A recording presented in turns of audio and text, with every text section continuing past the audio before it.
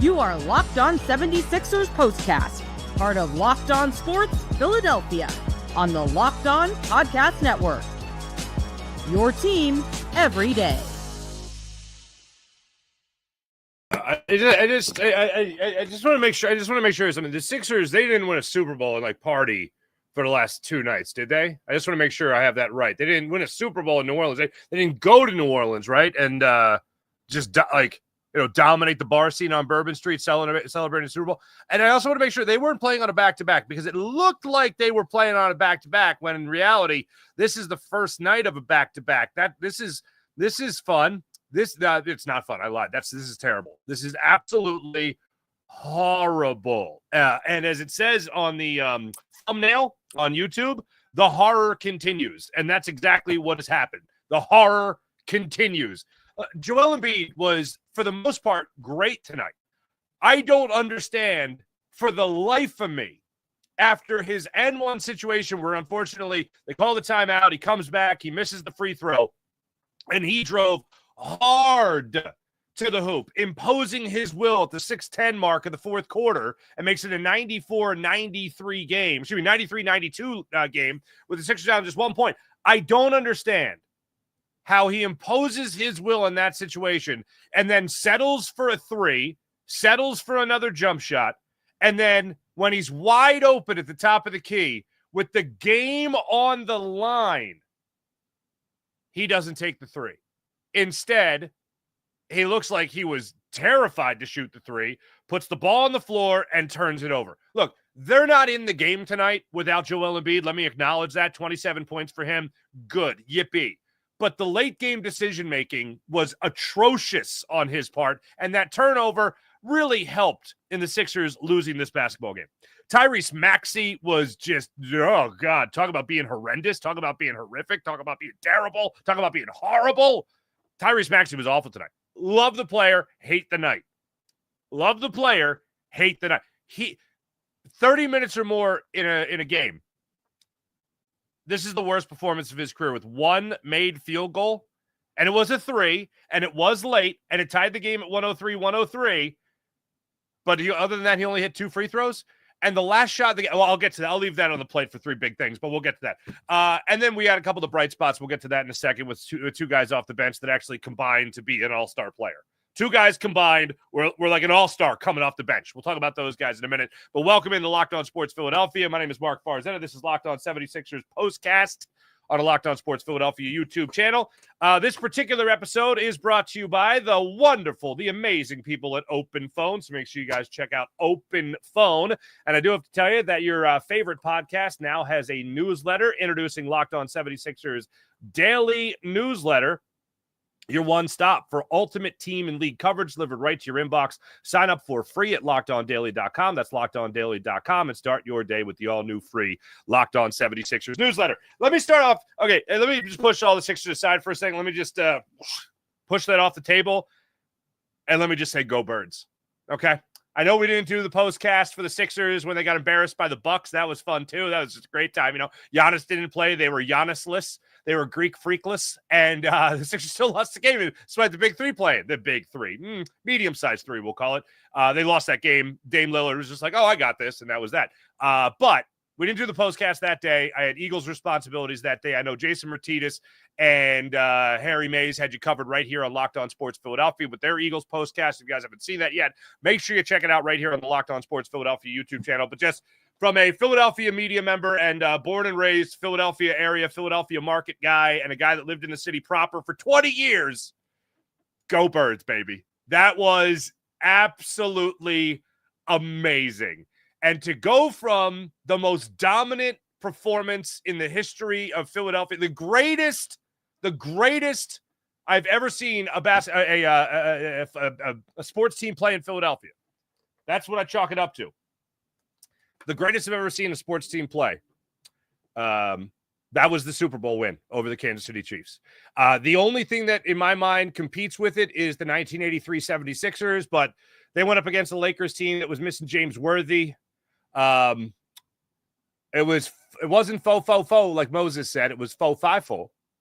And they did sweep the Lakers The fact that Worthy was hurt kind of took the little stank off of it, but I still go with the Eagles over the Kansas City Chiefs, considering what was on the line and everything and that and how just flat out dominant they were. Flat out dominant. So I go with that. Congratulations to the city of brotherly love. So to go from that dominant performance to the 76ers being terrible at basketball is kind of a huge dose of reality. So watching this game tonight, I wanted to see energy. I wanted to see Tyrese Maxey come out of the gates here swinging. I wanted to see Joel Embiid coming out of the gates dominating. I wanted to see Paul George show you that he can get his legs under him. I wanted to see a good effort off the bench. I want to see Justin Edwards keep doing his thing as he earned starters minutes with this team and certainly earned his way onto an NBA roster as opposed to a two-way deal. So I love all that. Sixers came out of the gates lifeless, flat, allowing a 13-0 Toronto Raptors lead, or run, rather, to start out this basketball game tonight. To go from the energy and the great vibes that was everything Philadelphia Eagles to this, I don't know if it just made it feel like it was worse or what. I'm trying my best to judge it at its own isolated incident. It sucked. Tonight sucked. To face a team like the Raptors, who are in no way, shape, or form coming in here like gangbusters, 16 and 37 coming into tonight.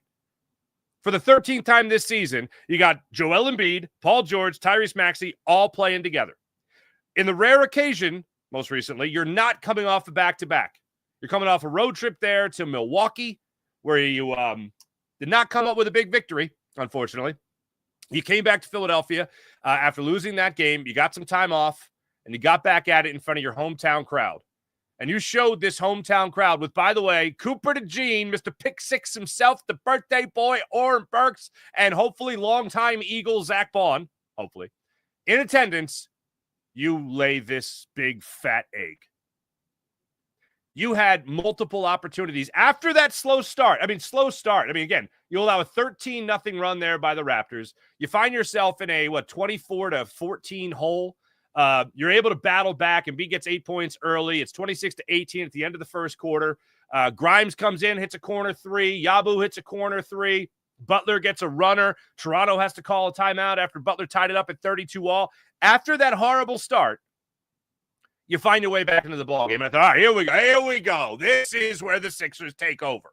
This is where they, the big three comes in here, medium three. This is where the medium three comes in here. This is where guys off the bench contribute. It's only a matter of time before Tyrese Maxey gets it going. And that wasn't the case. And they just kind of hung with the Raptors. They would go up three. Raptors come down. Grady Dick would hit a three, tie things up. Scottie Barnes would come up clutch, tie things up again. They'd go on a little bit of a run. The Sixers would play catch up again, take a 1-point lead, take a 2-point lead, bang, back come the Toronto Raptors. It was like they were playing the Bucks all over again, except it was the Raptors. Absolutely atrocious. So after at least nullifying that 13-0 run and coming back to actually take a little bit of a lead in this game, only to surrender it time and time again, they just look like a team that didn't have that kill shot. And in the first half, Tyrese Maxey did not score a bucket. So the first thing I look at in this game for three big things. Number one, I just don't know how as a team you're that flat. I don't know how as a team, whether you're Paul George or Tyrese Maxey especially, again, 1 for 9 from the floor tonight. The only field goal he hit was that three. I don't know how you come out that flat. I don't know how you have to be so heavily reliant on your bench guys, but that was just awful. And I don't know if you look at Nick Nurse in this, or if you just look at the Sixers being completely distracted by the fact that the All-Star break is right around the corner, and they look like they could really use a week of not playing basketball. And I'm not saying that because they're out of gas or they're tired. I think they're mentally fatigued. And that is no excuse. That is an indictment. I'm not saying, oh, they're mentally fatigued, they'll come back stronger. No. That's zero. When you are scraping the bottom of the barrel for anything to stay in a fight, to make the play-in tournament here, you can't have games like this against the Toronto Raptors. You can't come out flat as hell against the Toronto Raptors. Inexcusable. So, yeah, if you want to look at Nick Nurse and say, oh, he's got to get these guys focused. I don't know what Nick Nurse is going to do to prevent Tyrese Maxey from being 1 for 9 from the floor. I don't know what Nick Nurse is going to do to get Tyrese Maxey, his first points in the third quarter with 2:27 to go when he went to the foul line. I don't know what he's going to do to make Tyrese Maxey actually finish a layup. I don't know what he's going to do to have Tyrese Maxey all but airball a 3 that could have tied the game with a play that, by the way, worked. They had Tyrese Maxey lining up way at the foul line at the opposite end of the court. They tried that full head of steam play again. He gets it in stride. He stops on a dime. Defender goes flying. He gets the open 3 and puts it off the front bottom portion of the rim. Again, all but an air ball. Barely got the rim. So for me, I look at the distraction, the fatigue, the just not ready to play. And 9 times out of 10, when you're talking about not ready to play, you got to look at the head coach and whether or not he's got this team focused. Number 2, I got Tyrese Maxey. Again, love the player, hate the night. All in all, to look at Tyrese Maxey's evening, check this out. Here are the numbers overall for your 76ers.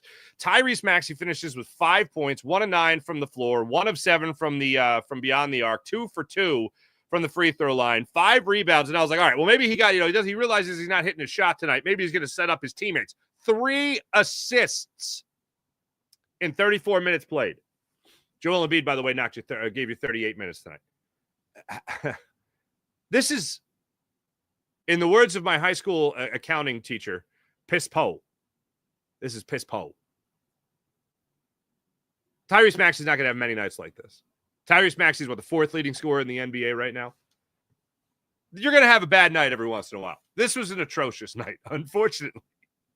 But with that being said, if Tyrese Maxey has it going at all tonight, the Sixers win this game.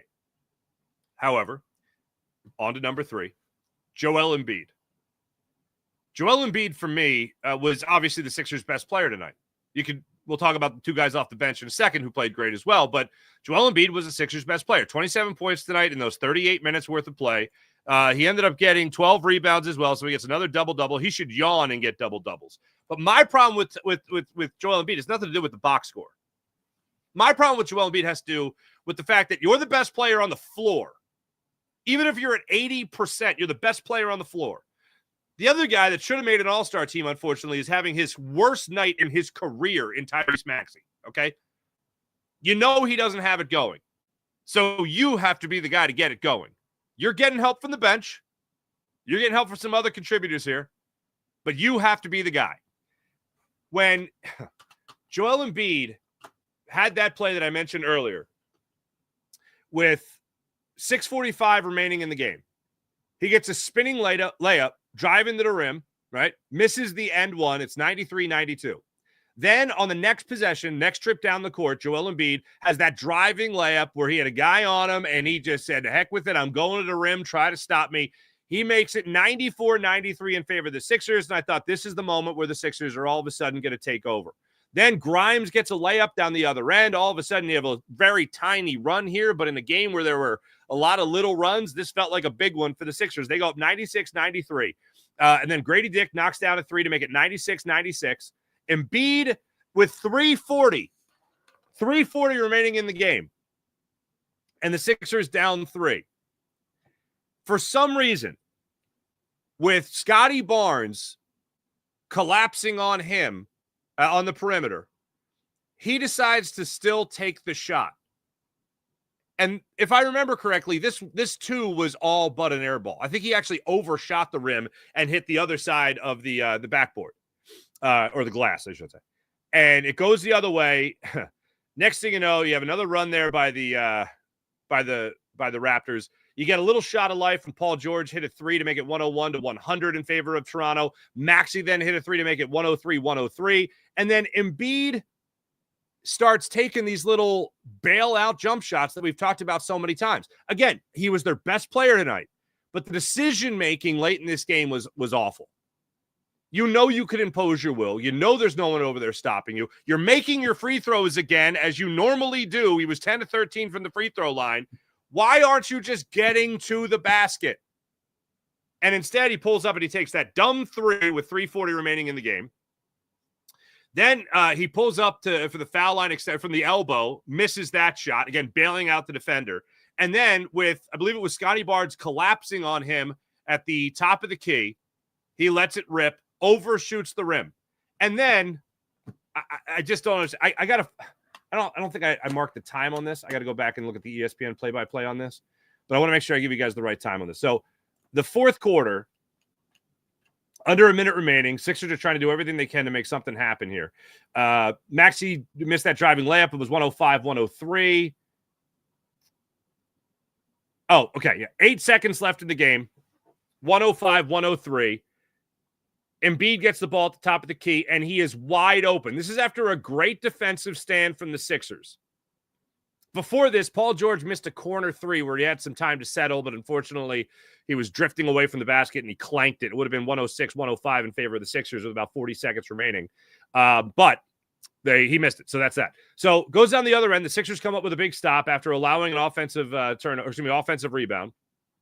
They force the shot clock violation. They come down the other end. Joel Embiid gets the ball at the top of the key, wide open. If you're going to shoot, as you have been for the last couple of minutes of the game, just let it rip, son.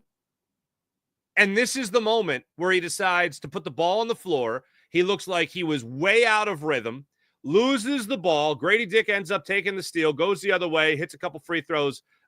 Hits one free throw. They're up 3, and that's the end of the game. 106-103, Sixers lose the game. Again, Joel Embiid, the best player on the floor tonight, except for the final 4 minutes of this game. That's where he has to be better. Maxey had a horrendous night. If you're Joel Embiid, you know he's having a horrendous night. That's all the more reason to impose your will and dominate. Absolutely terrible. When we come back, there's one little tiny candle in the wind bright spot for the 76ers. That's what we'll talk about when we return. Also, where the Sixers head after this. We'll also take your comments in a second. So, yeah, we'll have some fun with that. Good times. And we'll also take your comments, like I said. We'll be back in a second. This is Locked On 76ers Postcast on the Locked On Sports Philadelphia YouTube channel. Hey, here's a new one for you. You guys haven't heard me talk about this yet, but how about open phone? Running a small business means you're wearing a lot of hats. Your personal phone becomes your business phone. Before you know it, you're juggling customer calls day and night. As your team grows, it becomes impossible to manage everything with just your personal number. That's where Open Phone comes in. It's the #1 business phone system designated to help keep your work and personal life separate. How about a little work-life balance? You know what I mean? For just $15 a month, the cost of a few cup of coffees, you know what I'm saying? You get complete transparency and visibility into everything happening with your business phone number. Open Phone works through an app on your phone or computer and integrates with tools like HubSpot and hundreds of others. It also uses AI-powered call transcripts and summaries. So you have a rundown of your calls, action items the second you hang up. If you miss a call, no problem. Automated messages are sent directly to your customer, ensuring you never miss an opportunity to engage with a customer and a potential customer. Right now, Open Phone is offering 20% off your first 6 months when you go to openphone.com/lockedonnba. That's openphone.com/lockedonnba. openphone.com/lockedonnba for 20% off for 6 months. That's openphone.com/lockedonnba. If you have existing numbers with another service, Open Phone will port them over with no charge. How about that? openphone.com/lockedonnba. So let's talk about those bright spots, okay? Those bright spots. You go ahead and look at that bench one more time, bringing up the box score here. You look at those guys at that bench. Okay, check this out. Gershon Yabusele, 22 minutes off the bench for the Sixers, 6 rebounds, 8 points. That's nice, all right? I swear, I think what they're trying to do tonight for Joel Embiid is stagger the time so that Joel Embiid just has an opportunity to play, and then you have somebody coming off the bench, especially when Andre Drummond's banged up, Dembona as well, where you have an opportunity for these guys to come off the bench and spare Joel Embiid some minutes. So Embiid ended up logging still 38 tonight, but Gershon gives you 22 minutes, 8.6 rebounds. Then you talk about the real bright spots. Jared Butler, Quentin Grimes, both newcomers. Grimes gives you 36 minutes off the bench. Gives you 15 points with 7 rebounds. Jared Butler, 15 points as well. So these two combined for 30 points tonight. That adds up to an all-star. Both get you 4 assists in the game, and they also got you 11 rebounds off the bench, and they each hit a 3 in tonight's ballgame. Look, this isn't a bench to brag about right now, unfortunately. Not a bench to brag about. But the 76ers tonight got 2 guys to at least contribute a little bit. It's been few and far between. The Sixers need that spark. Tyrese Maxey is not going to have another game like this. I can all but guarantee you Tyrese Maxey is not going to have another game like this. This is the one game that he's going to lay an egg for the season. You hope there's nothing serious going on. I haven't seen anything serious going on, and I certainly don't want to wish that into existence. But when it comes to getting a spark from guys on your bench, these are 2 guys that look like they're going to be able to do that for you. They're not huge additions by any means, but if this team is going to figure it out at some point, if they're going to take this week off and regroup and figure things out and hit the reset button, if you will, there's a small carrot being dangled in front of this 76ers team.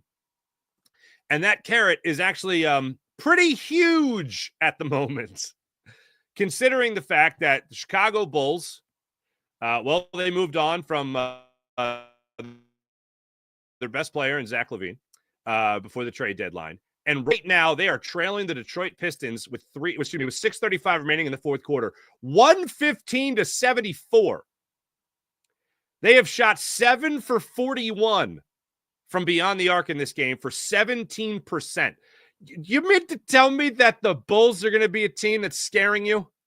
You mean to tell me you can't be better than the Bulls when you're talking about competing for a play-in tournament spot?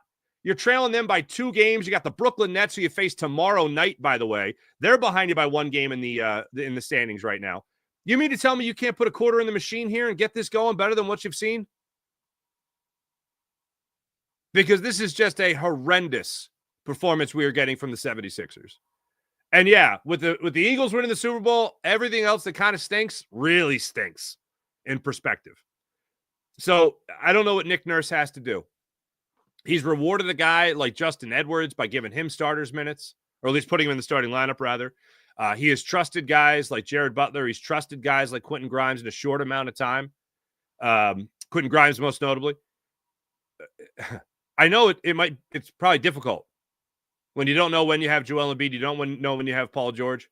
I know that it's difficult when you don't know what lineup you have, and you have to put guys in at that are 6'5" to go out there and play center for you, it feels like, or power forward.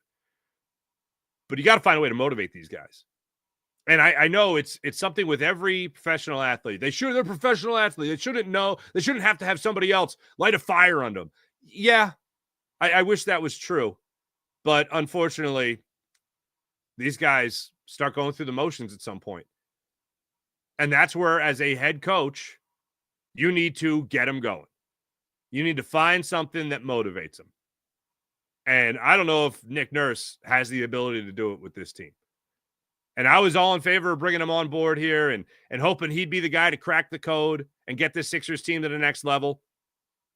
But if you don't know what your lineup is, and that lineup doesn't seem motivated enough, and the only thing you ever see that's at least a little bit of a sign of life is Joel Embiid getting in the face of Kelly Oubre. Okay, well, since then, what's happened? Oh, you still lose. That's interesting. That kind of still stinks. So what do you do with this team at this point? It really bothered me. Not that I was expecting Joel Embiid to get traded. Not that what I learned early in the season when Daryl Morey was addressing the media about Joel Embiid, and what I learned about this 76ers team and what Daryl Morey said after the trade deadline, it really just confirmed what I already knew based on what Daryl Morey had to say at the start of the season when he was updating everybody on Joel Embiid's status and what he was going to be with his knee. And it is, this team is going to live and die with Joel Embiid. That's it. There's no trade. There's no saving grace anywhere. This team is going to go as far as Joel Embiid will allow it to go. This is our fate. And I was listening to some national media members, Brian Windhorst, as a matter of fact, use the word untradeable. Right now, Joel Embiid is untradeable. The Sixers remain confident. This is a report. The Sixers remain confident that they could find a solution to this problem, and they could get him back to being a top 5 player in the NBA and get him healthy. As someone who really enjoys when the Sixers win a lot of basketball games, I hope that's the case. But as an old friend of mine used to say, I'm rooting for it, but I ain't betting on it. I'm rooting for Joel Embiid to get healthy. I'm rooting for the Sixers team to compete for a championship. I ain't betting on it. And this team is going to go as far as Joel Embiid will allow them to go. Even if Tyrese Maxey, for the next 3 years, 4 years, plays himself into an MVP candidate. It's a lot of money tied up in Joel Embiid over the next 5 years. A lot of money.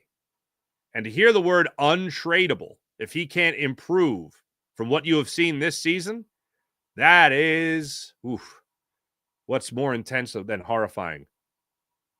Yeesh. Pass out worthy? I don't know. But to hear that talked about, to hear how the 76ers put all their eggs in one basket, that was another thing that went into the conversation. The Sixers put all their eggs in one basket with Joel Embiid. Here's the thing. No, they didn't. They put their eggs in a Ben Simmons basket, kerplunk. They put their eggs in a Markelle Fultz basket, kerplunk. And then they put their eggs in a James Harden basket, kerplunk. They put their eggs then in a Joel Embiid basket, kerplunk, and a Paul George basket, kerplunk. Humpty Dumpty ain't feeling too good. After tonight in this back-to-back, well, they start like I said, this is the first game of a back-to-back where the Sixers will now go on and face the Ben Simmons-less is how you say that, Brooklyn Nets team tomorrow night. 7:30 tip-off tomorrow night. That game will be in Brooklyn. The Sixers enter this game at 20-33. The Brooklyn Nets 19-34. So they'll probably win. Sixers, by the way, were favored by 11 points. They were favored by 11 points going into tonight. Fly, Eagles, fly on the road to victory. Anyway, so that game is tomorrow night, 7:30. But hey, hopefully you'll get a better update on your 10-9-8 76ers. That's if and when you guys subscribe to the all-new Locked On 76ers daily newsletter. One stop for the ultimate team and league coverage delivered right to your inbox. Sign up for free at LockedOnDaily.com. That's LockedOnDaily.com. Start your day with the all-new free Locked On 76ers postcast. Real quick. I just saw somebody tweet me that Joel Embiid went into Ben Simmons mode at the end of the game. That's way harsh, bruh. That's way harsh. What was I going to get for you? Yeah, no updates from Nick Nurse post-game about Joel Embiid. I would imagine he ain't playing tomorrow night, because it's a back-to-back and all. Yep, this kind of stinks. Other than that, how was the play, Mrs. Lincoln? All right. Thanks for watching. Thanks for listening. My name is Mark Farzetta. This is Locked On 76ers Postcast and the Locked On Sports Philadelphia YouTube channel. Make sure you hit like and subscribe. One little piece of good news, though. And I'm not expecting a whole lot from the Phillies this year. I got it lower. I don't know, the bar's lowered a little bit. I do think they're going to have an incredible rotation, though. That's one thing. Anytime you have an incredible rotation, that means some good things could happen. But when it comes to the Phillies, what do you got? Pitchers and catchers getting their first workout underway tomorrow? Or reporting to Clearwater? All right. I'll be with you for a whole new baseball season coming up this year with the Phillies for Locked On 76ers Postcast. Or it should be Locked On Phillies Postcast during the baseball season. So I do look forward to that. So yeah, make sure you hit like and subscribe on Locked On Sports Philadelphia. That's Locked On Sports Philadelphia. My name is Mark Farzetta. Thanks for listening. Thanks for watching, everybody. Be back with you guys tomorrow night after the Sixers play the Brooklyn Nets. See you then. Yippee. Take it easy.